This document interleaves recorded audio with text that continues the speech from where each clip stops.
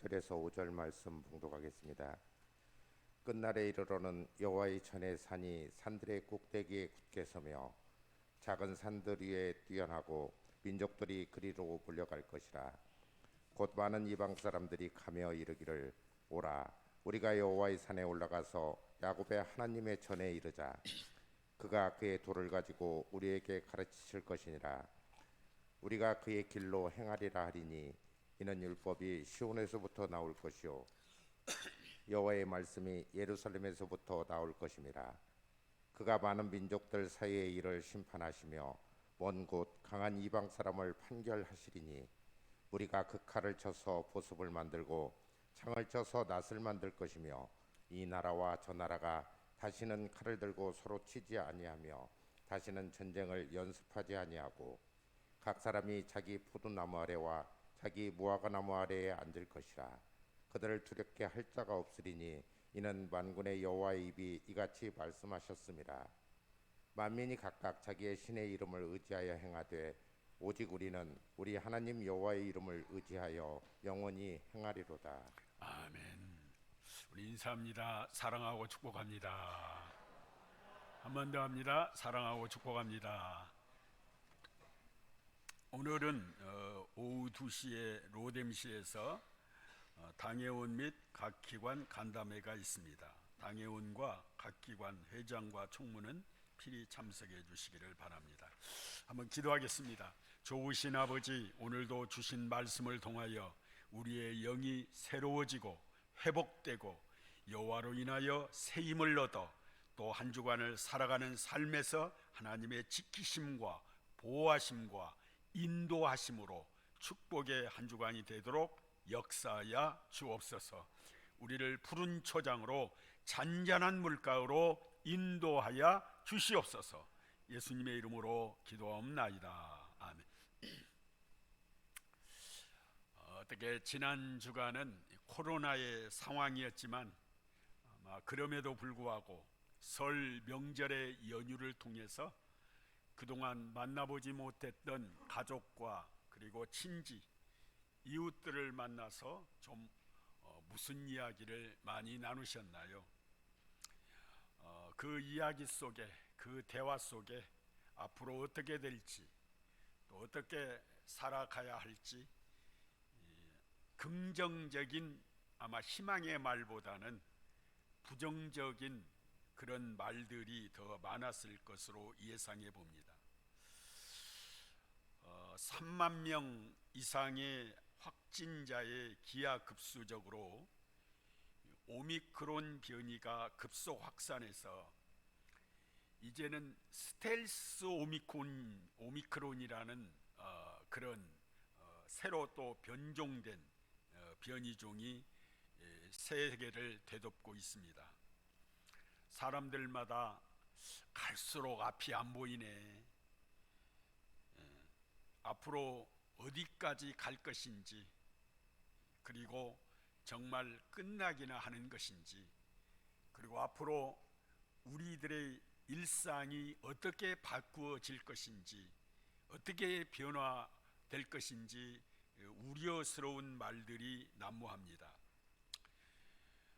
그런 말이 오고 갈 때마다 여러분과 저는, 특별히 하나님의 자녀인 우리들이 긍정적인 말을 많이 하셨습니까? 아니면 부정적인 말을 많이 하셨나요? 절망적인 말을 하셨나요? 아니면 소망적인, 희망적인 말들을 좀 해주셨나요? 오늘 우리가 읽은 본문의 미가서는 선지자 미가라고 하는 사람을 통해서 주신 말씀의 내용인데요, 미가 선지자는 예수님이 오시기 전에, 그러니까 주전 8세기경에 사역했던 선지자입니다. 그런데 이 시기는요, 이스라엘의 나라가 내후 외환으로 아주 큰 위기를 맞고 있었던 때입니다. 외부적으로는 아수르 나라라고 하는 신흥 제국이 발원해서 이제 점점 강대국으로 부상을 하면서 이스라엘 나라가 언제 나라가 먹힐지 모르는 일촉즉발의 급박한 상황에 처해 있던 시기이기도 합니다. 지금 이스라엘은 국가 안보의 위협이 큰 위협이 되고 있는 상황이죠. 이것이 이스라엘 백성들에게는 두려움이요, 불안이요, 또 희망을 잃어버리는 절망의 요인 중에 하나라고 할 수가 있겠습니다. 내부적으로는 하나가 되어야 할 이스라엘의 나라가 둘이 서로 쪼개져서 나뉘어서 대립하고 있다는 것이 참 절망적입니다. 이스라엘은 어떤 나라죠? 하나님이 선택하여 부르신 나라입니다. 아브라함을 한 조상으로, 그리고 야곱의 아들인 12아들을 통해서 12지파로 형성된 나라가 이스라엘의 나라입니다. 그런 한 몸이 되고 하나가 되어야 할 이스라엘 나라가 남북으로 나뉘어서 서로 으르렁거리고 있는 것이 마치 우리 나라와 흡사 동일한 것 같습니다. 통일되지 못한 안타까운 상황을 뜻있는 이스라엘 백성들은 절망감을 느끼고 있었습니다. 그리고 또 나라 안에 온 사회가 온통 윤리와 도덕이 무너져서 땅에 떨어졌습니다. 더욱 불행한 것은 하나님을 찾고 하나님께 가까이 해야 할 백성들이 하나님을 찾지 않고 하나님을 두려워하지 않고 하나님을 멀리하고 있다는 것이 이스라엘 나라의 큰 위기이기도 하고, 또 하나님 보시기에 심히 분노할 수밖에 없는 상황입니다. 더욱 과간인 것은 하나님이 가장 미워하시는 우상을 숭배하고 있었다는 것입니다. 헛된 우상을 섬기는 영적 음란한 짓들, 영적 음행을 저지르고 있었다는 것이죠. 이런 상황을 보고 하나님께서는 미가서 1장 8절에 이렇게 말씀합니다. 이러므로 내가 애통하며 애곡하며 벌거벗은 몸으로 행하며 들깨같이 애곡하고 타조같이 애통하리니, 이 1장 8절이라는 짧은 절 안에 애통한다, 애곡한다, 애통하고 애곡한다는 말이 4번이나 반복할 정도로 이스라엘의 나라의 상황이 하나님 보시기에 얼마나 아픔을 가지고 있었을까요? 그런데 불행다행인 것은 이런 상황 중에서도 하나님은 미가 선지자를 통해서 희망을 말하게 하셨다는 겁니다. 희망을 보게 하셨다는 겁니다. 그리고 희망을 선포하게 하셨다는 것입니다. 이스라엘을 구원하실 희망, 그리고 이스라엘 나라를 다시 회복할 수 있다는 희망, 그리고 장차 인류를 구원할 죄에서, 저주에서, 사망 가운데서 구원할 메시아가 오실 희망을 전하게 하신 것입니다. 그러면 오늘 본문을 통해서 희망을 선포한 미가 선지자를 만나볼 수 있도록 하겠습니다. 첫째는 하나님은 미가 선지자의 눈을 열어서 희망을 보게 하신 것입니다. 하나님은 미가에게 장차 메시아신 예수 그리스도가 오신 뒤에 펼쳐질 새로운 하나님의 나라에 대한 희망을 보여주신 것입니다. 그 나라는 시온에서 하나님의 말씀을 통해 다스리는 나라가 될 뿐만 아니라 이스라엘 백성과 많은 이방의 민족들이 함께 하나님 안에서 어우러지는 그런 나라가 될 것을 말씀하고 있는 것입니다.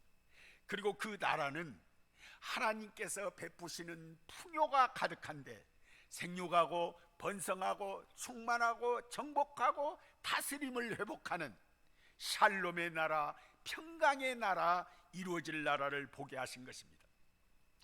극한 절망적인 상황 속에서 하나님은 미가의 눈을 열어 희망을 보여준 것입니다.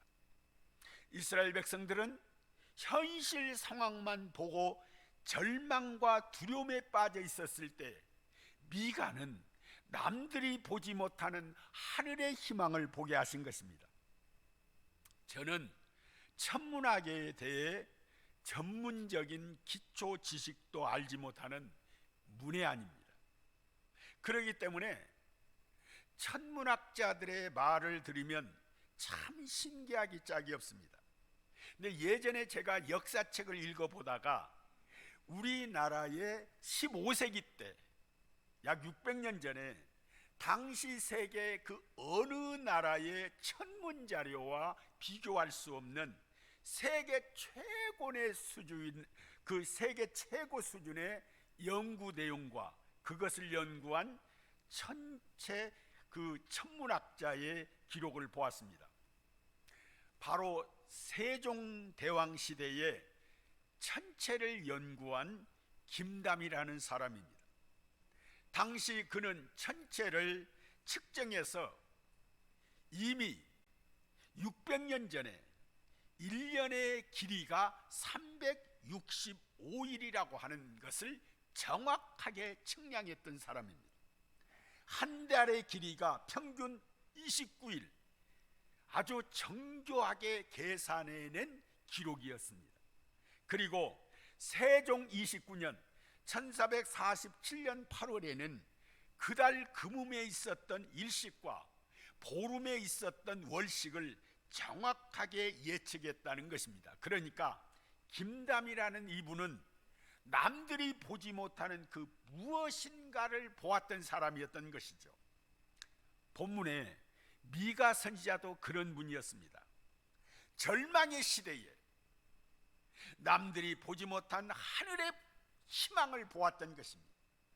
장차 다가올 미래를 보며 절망의 상황 속에서도 희망을 잃지 않고 새롭게 기뻐할 수가 있었던 것입니다.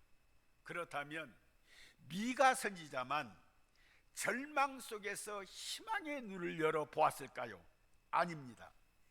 이런 영적인 DNA를 가진 구약의 대표적인 사람 한 사람이 있다면 바로 다윗이라는 사람을 들 수가 있겠죠. 시편 23편 4절에 있는 말씀에 보면 이렇게 다윗은 선포합니다. 내가 사망의 음침한 골짜기로 다닐지라도 해를 두려워하지 아니할 것은 주께서 나와 함께 하심이라. 여기 사망의 음침한 골짜기는 어떤 표현을 가지고 있을까요? 늘 죽음을 생각해야 하는 상황이 많았었다는 겁니다. 죽고 싶다. 나는 이제 끝났다. 나에게 이제는 죽음밖에 없다. 이렇게 늘 죽음을 생각해야 하는 상황을 많이 경험했다는 거예요. 실제로 다윗은 목동 시절에 그랬고요. 골리앗과의 전쟁, 그리고 수많은 도피 생활 속에서, 그리고 수많은 대적 가운데서 순간순간 이 사망의 음침한 골짜기를 수없이 경험했던 사람이었습니다. 그럼에도 불구하고 다윗은 그런 사망의 음침한 골짜기 속에서도 주께서 함께 하심을 보았으며 극한 두려움의 절망의 상황 속에서도 그는 희망을 보았던 것입니다. 바로 이것이 다윗이 가지고 있었던 희망의 아이콘, 희망의 영적 DNA라고 할 수가 있겠습니다. 또 한 사람을 예로 든다면 신약의 사도 바울입니다. 사도행전 20장 22절로 24절에 보라 이제 나는 성령에 매여 예루살렘으로 가는데 거기서 무슨 일을 당할는지 알지 못하노라. 오직 성령이 각 성에서 내게 증언하여 결박과 환난이 나를 기다린다 하시나 내가 달려갈 길과 주 예수께 받은 사명 곧 하나님의 은혜의 복음을 증언하는 일에 마치려 하면은 나의 생명조차도 조금도 귀한 것으로 여기지 아니하노라. 그 담대함, 그리고 그 절망과 극한 죽음의 상황 속에서도 그가 포기하지 않냐고 하나님의 희망을 볼 수 있었던 것은 바로 영적인 DNA, 예수 그리스도를 믿는 성령의 사람이 가지고 있는 희망의 아이콘이었던 것입니다. 그렇습니다. 여러분, 우리가 예수 그리스도 소망이신 하나님을 믿는 하나님의 자녀들이잖아요. 성령의 인도를 따라 살아가는 성령의 사람들에게는 세상 사람들과 다른, 그리고 예수 믿기 전에 과거와 다른 영적인 희망의 DNA가, 그 영적인 희망의 세포가 여러분과 내 안에 있다는 사실을 믿으시기를 원합니다. 이 영적 DNA는 남들이 보지 못하는 것을 볼 수 있는 특별한 능력 가운데 하나가 뭐냐면 절망 가운데서 희망을 볼 수 있다는 것입니다. 사도행전 1장 17절로 18절에 보면 말세 내가 내 영을 모든 육체에 부어주리니 너희의 자녀들은 예언할 것이요 너희의 젊은이들은 환상을 보고 너희 늙어지는 꿈을 꾸리라. 그때 내가 내 영을 내 남종과 여종들에게 부어주리니 그들이 예언하리라. 여러분과 저는 예수 믿기 전과 예수 믿은 후에 우리는 달라진 사람입니다. 그래서 사도 바울은 보라 새로운 피조물이라. 이전 것은 지나갔으니 보라 새 것이 되었도다. 여러분들은 새 것을 볼 수 있는 사람이에요. 하늘을 볼 수 있는 사람이에요. 희망을 볼 수 있는 사람이에요. 왜냐하면 우리의 소망이시요 희망의 모든 것들을 이끄시고 인도하실 분이 우리 하나님인 줄로 믿으면 아멘 합시다. 우리가 인생을 살다 보면 사망의 음침한 골짜기를 만날 때가 있습니다. 예를 들어서 어떤 사람들에게는 예기치 않고 갑작스럽게 질병이 찾아와서 사망의 음침한 골짜기를 만날 때가 있죠. 어떤 사람들에게는 예고 없이 사랑하는 가족과 이별해야 하는 그런 사망의 음침한 골짜기를 만날 때도 있습니다. 또 어떤 사람은 생각지도 않게 사업의 실패로 인해서 사망의 음침한 골짜기를 걸어가야 할 상황을 맞기도 합니다. 이런 상황을 만나게 되면 정말 죽을 것 같은 고통과 두려움이 밀려들게 되지요. 이럴 때 대부분의 사람들은 원망을 하고 불평을 합니다. 왜 하필이면 나야? 왜 하필이면 많은 사람들 중에 나에게 이런 일이 일어나는가? 심지어 예수 그리스도를 믿는 믿음의 사람들조차도 하나님을 원망합니다. 하나님, 제가 뭘 잘못했다고 이렇게까지 하십니까? 지금까지 하나님께 한다고 했는데 제게 너무 가혹하지 않습니까? 그러나 이런 상황 속에 두려움이 있을 수 있습니다. 절망도 됩니다. 그러나 우리 그리스도인들은 이런 사망의 음침한 골짜기에 빠져서 있을지라도 주님이 여러분 곁에 떠나지 아니고 함께하기 때문에 우리를 잔잔한 물가로 푸른 초장으로 반드시 인도하신다는 사실입니다. 아멘. 그래서 이런 말이 있죠. 다윗이 이렇게 외칩니다. 주의 지팡이와 막대기가 나를 안위하시나이다. 주께서 내 원수의 목전에서 내게 상을 차려주시고 기름을 내 머리에 부으셨으니 내 잔이 넘치나이다. 아멘. 이것이 우리 그리스도인들이 가지고 있는, 이미 예수를 믿고 성령으로 거듭난 하나님의 자녀들에게 이미 형성된 바로 희망의 DNA. 사망의 음침한 골짜기 속에서도 희망을 볼 수 있는 희망의 눈, 절망할 수밖에 없는 상황 속에서도 결코 절망해서 거기서 그대로 움켜들거나 그 안에서 매몰되어 있거나 아니면 그 안에서 절망 가운데 원망만 있는 자가 아니라 다시 일어서는 믿음을 가지고 있는 사람이 여러분과 저라는 사실을 믿으십시다. 오늘 우리 모두에게 이런 희망의 아이콘, 영적 DNA가 우리 속에 가득하게 부어지기를 예수 이름으로 축복합니다. 마지막으로 오늘 우리는 미가처럼 그 어느 때보다도 우리의 영의 눈을 열어 하늘의 희망을 보고 그리고 그 하늘의 희망의 메시지를 날마다 순간순간마다 희망의 말을 해야 합니다. 그리고 희망의 말을 전해줘야 합니다. 오늘 본문을 보면 이스라엘 백성들 모두가 지금 절망하고 있을 때입니다. 그런데 미가 선지자를 통하여 하나님이 말합니다. 입을 열어 희망을 말하라. 반드시 나는 소망의 하나님이라는 겁니다. 잭 캔빌드라고 하는 사람이 쓴 책이 하나 있는데요, 한번 저를 따라서 합시다. 가장 절망적일 때 가장 큰 희망이 온다. 그 책 속에 이런 글이 있습니다. 같은 병원에 아주 서로 친한 친구 사이인 암 전문 의사 두 사람이 주고받는 아주 간단한 대화 한 토막이 기록이 되어 있습니다. 한 의사가 친구 의사에게 이렇게 말합니다. 난 자네가 도대체 이해가 안 돼. 자네나 나나 전이성 암 환자에게 똑같은 약을 똑같은 약만큼 똑같은 일정에 따라 똑같은 용도로 처방하지 않는가? 그런데 왜 나는 22%밖에 성공하지 못하고 자네는 74%나 성공을 하지? 자네 무슨 비결이라도 있나? 그러다 친구 의사가 이렇게 말합니다.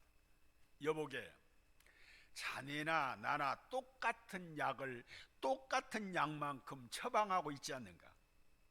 우리가 전이성 암 환자에게 처방하는 약은 에토우사이드, 그리고 플라티눔, 그리고 온코빈, 그리고 하이드록시리아, 이 네 가지 약뿐이지 않는가? 나도 자네가 처방하는 그대로 환자에게 처방하고 똑같은 약을 주고 있네. 자네는 아마 틀림없이 환자에게 그 약을 줄 때 열심히 드시고 빠뜨리지 말고 정확하게 약을 드세요 하고 약을 줄 거야. 하지만 나는 자네와 다르지. 다른 또 한 가지의 약을 첨부해서 환자에게 드리지.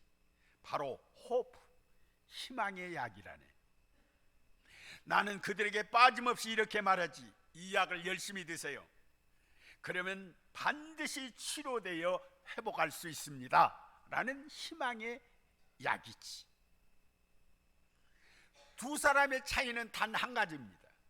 한 사람은 그냥 약만 처방했고 다른 한 사람은 약과 함께 희망을 처방했다는 겁니다. 그런데 결과는 놀랍도록 달라졌다는 거예요. 그냥 약만 처방하는 사람의 환자는 10명 중에 7명이 죽었고, 약과 희망을 함께 처방한 사람의 환자는 10명 중에 7명이 살았다는 겁니다. 그렇습니다. 이 땅에는 두 종류의 사람이 있습니다. 어떤 상황 속에서도 희망을 말하고 희망을 품고 희망을 전하는 사람이 있고, 입에서 늘 할 수 있다, 하면 된다, I can, I do, 하나님이 함께 하니까 I got, 나의 하나님이 함께 하니까 라고 희망을 말하는 사람이 있는가 하면, 반대로 똑같은 상황인데도 늘 원망하고 절망하고 분노하고 신음하고 화만 내는 사람이 있습니다. 죽겠다, 왜 나에게 이런 일이 있을까? 입만 열면 불평하고, 입만 열면 원망하고, 입만 열면 절망합니다. 놀라운 것은 단 한 끗 차이입니다.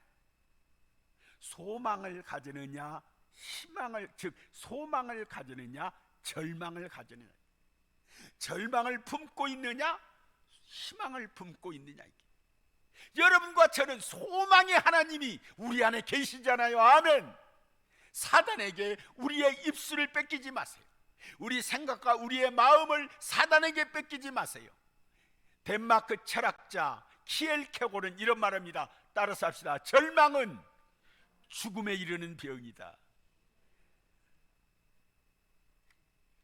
문제는요, 예수 그리스도를 믿는 그리스도인들조차도 두 가지의 종류의 사람이 존재한다는 거예요. 예수를 믿는다 하면서도 모든 걸 알고 계시고, 그리고 능치 못할 일이 없으신 전능하신 하나님을 믿는 하나님의 자녀라고 하면서도 늘 내 안에서 안 된다, 못한다, 불평하고 화만 내는 겁니다. 오늘 우리 사랑의 교회 성도들이요, 우리는 희망을 말해야 돼요. 희망을 말하는 사람을 하나님이 희망을 주는 거예요. 그런데 절망만 하고 원망만 하는 사람은 사단이 밥이 될 수밖에 없는 거예요. 막히는 거예요. 안 되는 거예요. 갈수록 세상은 지금 절망의 시대를 살아가고 있습니다. 이런 때 우리 그리스도인들은 하늘을 바라보고 하늘의 눈을 열어 꿈을 꾸고 비전을 품고 환상을 말하고 예언해서 하나님의 말씀을 선포하는 바로 희망의 사람이 되기를 예수 이름으로 축복합니다. 오늘 미가의 선지자처럼 하나님이 함께 하신다, 하나님이 희망을 주신다, 하나님이 역사하신다는 걸 선포해야 돼요. 우리 다 같이 3절과 4절의 말씀을 함께 읽어봅시다. 시작. 그가 많은 민족들 사이에 이를 심판하시며 먼고 강한 이방 사람을 판결하시니 무리가 그 칼을 쳐서 보습을 만들고 창을 쳐서 낫을 만들 것이며 이 나라와 저 나라가 다시는 칼을 들고 서로 치지 아니하며 다시는 전쟁을 연습하지 아니하고 각 사람이 자기 포도나무 아래 자기 무화과나무 아래 앉을 것이라. 그들은 두렵게 할 자가 없으리니 이는 만군의 여호와의 입이 이같이 말씀하셨습니다. 아멘. 그렇습니다. 우리 그리스도인들은 코로나에 답답하고 암담한 현실만 보고 절망하는 이 사회에 절망하는 사람들에게 하나님의 일하심, 하나님의 역사하심, 하나님의 희망을 저들에게 말해줘야 하는 것입니다. 아멘. 출애굽기 14장은요, 출애굽 당시에 홍해 앞에서 절망하고 있는, 두려워하고 있는 이스라엘 백성들에게 말씀하는 상황입니다. 이스라엘 백성들은요, 홍해 앞에서 절박한 진퇴양난의 위기 속에 빠져 있었습니다. 앞에는 홍해가 가로막고 있고 뒤에는 애굽의 군사들이 추격해 옵니다. 이런 상황 속에서 이스라엘 백성들은 두려워하고 절망하고 있었습니다. 이때 하나님은 모세를 통해 이렇게 말씀합니다. 여호와께서 너희를 위하여 싸우시리니 너희는 가만히 있을지니라. 아멘. 하나님이 가만히 계시지 않는다는 거예요. 하나님께서 반드시 당신의 백성들, 당신의 자녀들을 절망 가운데 빠지지 않도록 함께 하신다는 겁니다. 그러니 여호와께서 싸워주신다는 거예요. 하나님이 인도하실 것이라는 거예요. 믿으면 아멘. 여러분 앞에 홍해가 무엇입니까? 경제적인 홍해처럼 가로막혀 있나요? 여러분들의 뒤를 쫓고 있는 두려움과 불안의 애굽의 군사들은 누굽니까? 여러분을 추격하고 두렵게 하는 것들이 무엇입니까? 여러분을 가로막고 있는 홍해강이 무엇입니까? 질병입니까? 아니면 경제적인 문제입니까? 아니면 가까운 이웃과 내 가족들입니까? 염려하지 마십시오. 두려워하지 마세요. 절망하지 마세요. 원망하지 마세요. 여호와 하나님이 여러분의 앞길을 반드시 홍해를 육지같이 건너게 하시고 애굽의 군사를 물리치듯이 함께 할 줄로 믿으면 아멘 합시다. 금년에 그렇게 할 줄로 믿으면 큰 소리로 아멘. 그렇습니다. 참된 희망은 땅에 사는 인간들이 만들어낼 수 있는 희망이 아니에요. 대통령이 바뀐다고 새로운 희망이 올까요? 정치가 바뀐다고 새로운 희망이 올까요? 경제가 나아지면 세상에 깜짝 놀라는 희망이 올까요? 착각하지 마세요. 병사의 월급을 200만 원을 준다면 그들이 만족할까요? 또다시 끊임없이 다른 것을 요구할 것입니다. 이런 말이 있습니다. 배가 부른데도 사냥하는 동물은 인간밖에 없다. 배가 부른데도 끊임없이 칼을 들고 활을 들고 사냥하는 동물은 인간밖에 없다. 다시 말하면 우리의 콧김이 멈추기 전까지는 끊임없는 인간의 욕심을 빗대고 있지 않습니까? 더 많이, 더, 아직도 아직도 부족해. 이런 악의 다툼의 세상 속에서는 그 어떤 것으로 참된 희망이 불가능합니다. 그렇다면 참된 희망, 참된 평안, 참된 기쁨은 어디서 올까요? 바로 눈을 열어 하늘을 보아야 합니다. 위로부터 오는 것입니다. 아멘. 바로 우리의 마음 안에서 하나님의 성령께서 주시는 기쁨, 평안, 바로 희망입니다. 그래서 예수 그리스도가 이 땅에 2000년 전에 오실 때 첫 음성의 노랫소리가 하늘에는 영광이요 이 땅에는 평화로다. 예수 그리스도만이 우리에게 기쁨을 주고 평화를 주고 희망을 주시는 분이라는 거예요. 아멘. 요한복음 14장 27절에 이런 말이 있어요.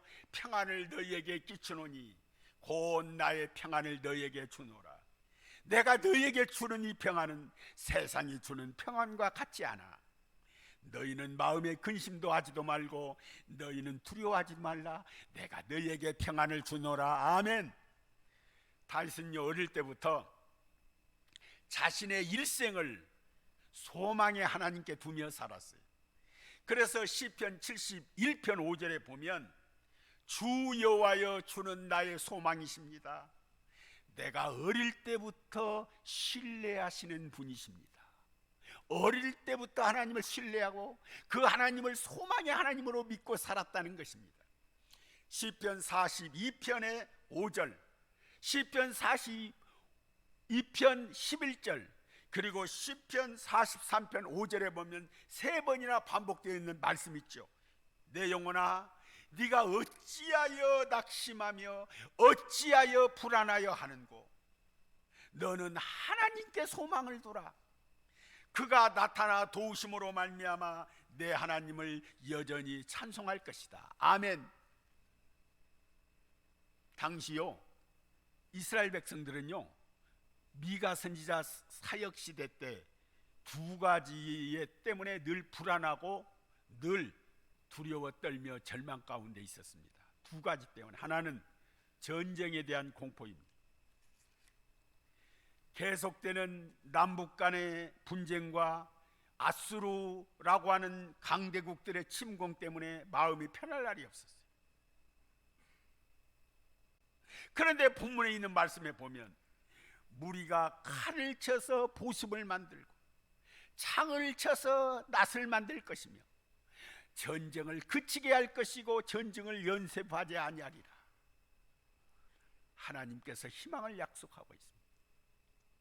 또 하나의 걱정이 뭐냐면 당시 이스라엘 백성들은 생업에 대한 걱정이었어요.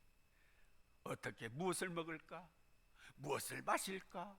무엇을 입을까? 어떻게 앞날에 어떻게 살아갈까? 여러분,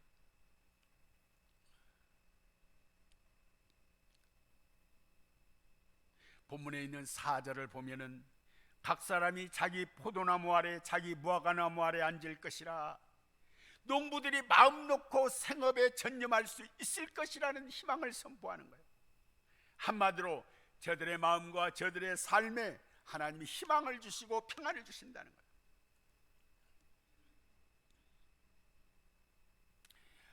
엊그저께 책 하나를 읽는데요, 그 책의 제목이 아픔이 마주하는 세계라는 책입니다. 의사가 쓴 책인데요, 한국 의사가 쓴 책인데 아픔이 마주하는 세계. 그런데 저를 한번 따라서 합시다. 답이 없다고 말하는 순간, 시작. 답은 사라진다. 답이 없다고 말하는 순간에 답은 사라진대. 답이 있어. 그럴 때에 답이 보인다는 거예요. 포기하고 절망하고 원망하는 사람들에게는 답이 안 보인다. 지금 우리는 희망보다는 절망을 말하는 시대에 많은 사람이 절망하고 있어. 긍정을 말하기보다는 부정적인 얘기만 많이 해. 큰일 났네, 답이 없네. 그도 그럴 것이 지금 우리나라의 상황이 미가 선지자가 활동했던 예수님이 오시기 전 8세기 때 이스라엘 상황과 우리나라가 상황이 흡사해요. 위에서 언급한 것처럼 전 세계적으로 코로나 바이러스가 종식될 기미가 보이지 않습니다. 잠잠만 하면 또 새로운 변이종이 급속도로 퍼지고 있습니다. 그리고 바로 우리의 코앞에 북한은 일주일이 멀다 하고 핵 미사일을 쏘면서 위협하고 있습니다. 일본은 여전히 독도는 자기 땅이라고 우겨대면서 한일 간의 외줄타기를 시도하고 있습니다. 그리고 세계 강대국인 미국과 그 중국, 미국의 힘의 균형이 중국으로 점점 쏠리면서 가장 먼저 남중국해에 대한 주도권 싸움으로 지금 번져가는 상황입니다. 이로 인해서 동남아 지역의 나라들은 고래 싸움에 새우등 터질 격입니다. 이미 세계는 물론 이거지만 이 땅, 우리 땅에는 윤리와 도덕이 완전히 무너질 대로 무너져 가고 있습니다. 더 절망적인 것은 하나님을 찾아야 할 사람들이 하나님을 찾지 않습니다. 갈급하게, 간절하게 하나님을 찾고 하나님을 사모하고 하나님의 도움을 청해야 할 예수를 믿는다는 소위 그리스도인들이 점점 영적인 영감과 느낌들이 소멸되어 간다는 거예요. 그리고 하나님을 향한 영성들이 점점 병들어 간다는 거예요. 사랑의 가족 여러분, 이런 시대일수록 우리가 다시 희망의 아이콘이 되어야 합니다. 이런 절망의 시대에 희망을 말해줘야 합니다. 못 살겠다, 안 된다, 앞이 안 보인다라는 사람들 속에 들어가서 기쁨의 사람이 되고 평화를 말하는 사람이 되고 희망을 주는 사람이 되는 것이 우리 사랑의 교회 성도들 되기를 예수 이름으로 축복합니다. 안 된다라는 사람에게 된다, 못한다는 사람에게 할 수 있다. 왜냐하면 여러분과 나와 함께 하시는 하나님, 그 하나님이 우리에게 소망을 주기 때문인 줄로 믿으면 아멘 합시다. 결론입니다. 겉으로는요 겨울이기 때문에 아무것도 안 보입니다. 다 죽은 것 같아요. 그런데도 얼어붙은 한겨울 땅속 깊은 속에 봄을 기다리는 생명이 움트는 소리, 그 희망의 소리를 듣는 사람이 바로 소망이 있는 사람. 지금 당장 여러분과 나의 입에 마스크로 입을 가리웠지만 여러분의 마음과 내 마음 속에 희망의 소리를 계속 말해야 합니다. 아멘. 암울한 절망의 시대를 살아가는 이때 오늘 우리 사랑의 교회는 하늘의 희망을 선포하는 우리 그리스도인 되기를 예수 이름으로 축복합니다. 그래서 시편 71편 14절에 다윗은 이렇게 말합니다. 나는 항상 소망을 품고 주를 더욱 찬송하리이다. 그러기에 다윗 앞에 하나님이 소망으로 길을 여셨습니다. 옆에 사람에게, 남편과 아내 아니면 우리 성도들끼리 이렇게 말합시다. 하나님은 나의 소망이십니다. 하나님은 당신의 소망이십니다. 우리 모두 절망이다, 안 된다, 못한다, 끝이 없다, 답이 없네라는 이 시대에 여러분과 저는 그 삶의 현장에 들어가서 희망을 선포하고 희망을 많이 말하는 복된 성도들 되기를 예수 이름으로 축복합니다. 그리고 금년 한 해는 반드시 우리가 생각하는 절망의 상황을 희망의 상황으로 바꿔주실 것을 믿으면 아멘 합시다. 기도하겠습니다. 감사하신 아버지, 오늘도 하나님께서 우리에게 주신 이 말씀 반드시 우리 속에 새겨지게 하시고 살아있는 생명의 말씀으로 우리의 길을 여시는 길이요 등이 되는 말씀이 되게 하여 주시옵소서.